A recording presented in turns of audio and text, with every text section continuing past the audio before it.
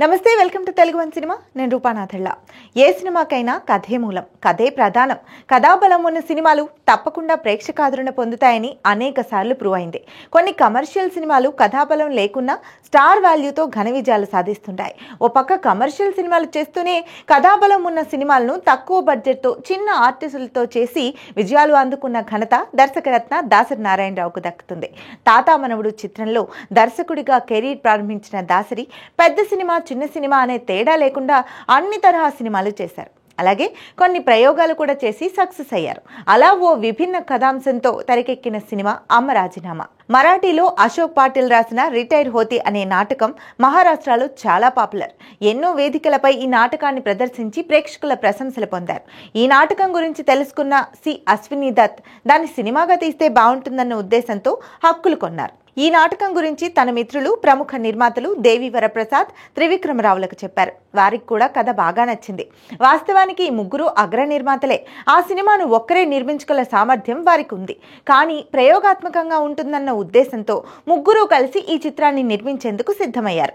కుటుంబ కథా చిత్రాలు, మహిళల సమస్యలపై సినిమాలు రూపొందించడంలో సిద్ధాస్తుడైన దాసరి నారాయణరావుకే ఆ బాధ్యతను అప్పగించాలని నిర్మాతలు నిర్ణయించుకున్నారు. ఈ కథకు సంబంధించిన పూర్తి వివరాలు దాసరితో చెప్పి తెలుగు నేటివిటీకి తగ్గట్టుగా కథను రెడీ చేయమన్నారు. పూర్తి ఉత్తర భారత నేపథ్యంలో ఉన్న ఈ కథలో ఎన్నో మార్పులు చేసి తెలుగు నేటివిటీకి అనుగుణంగా కథ సిద్ధం చేశారు దాసరి. అందరికీ ఆసక్తి కలిగించే విధంగా అమ్మ రాజీనామా అనే టైటిల్ను ఖరారు చేశారు. అయితే ఈ సినిమాను ఎక్కడ తీయాలనే విషయంపై తీవ్రమైన చర్చలు జరిగాయి.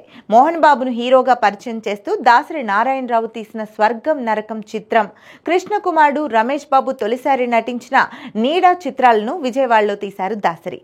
అమ్మ రాజీనామా చిత్రం షూటింగ్ కూడా విజయవాడలో చేయాలని నిర్ణయించుకున్నారు.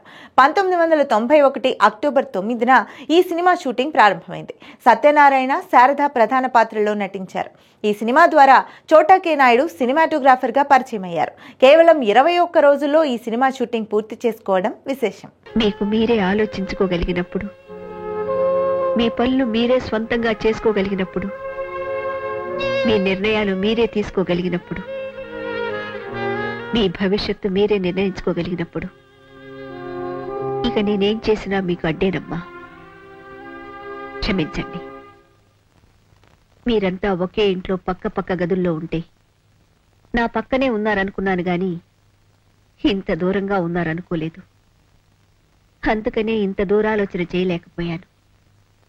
అమ్మా, ఈ క్షణం నుంచి ఇంటికి సంబంధించిన ఏ విషయంలోనూ నేను జోక్యం కలుగజేసుకోను. మీ ఏ నిర్ణయాలకు నేను అడ్డురాను. నిన్నటి వరకు నా బాధ్యత అనుకున్న అమ్మ అనే పదానికి రాజీనామా చేస్తున్నాను. ఉద్యోగులకు రిటైర్మెంట్ ఉంటుంది. పెళ్లి తర్వాత భర్తకు, ఆ తర్వాత పిల్లలకు సేవ చేసే తల్లి మాత్రం మరణం తర్వాతే రిటైర్ అవుతుంది. అయితే భర్తకు, పిల్లలకు ఎంత చేసినా తనకు విలువ ఇవ్వకపోవడంతో ఆ బాధ్యతల నుంచి విరమణ తీసుకుంటుంది ఆ తల్లి. అదే అమ్మ రాజీనామా కథ.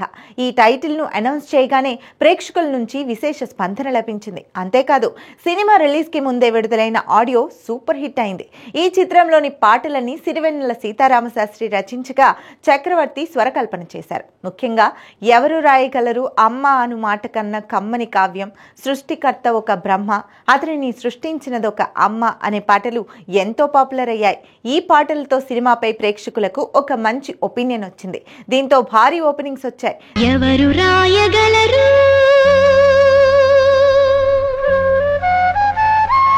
అమ్మ అను మాట కన్నా కమ్మని కావ్యం, ఎవరు పాడగలరు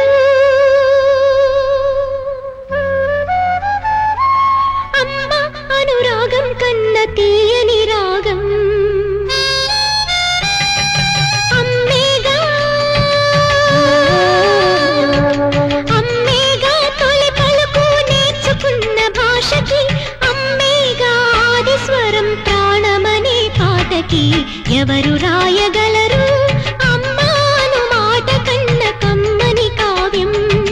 ఎవరు పాడగలరు అమ్మ అనురాగం కన్న తీయని రాగం.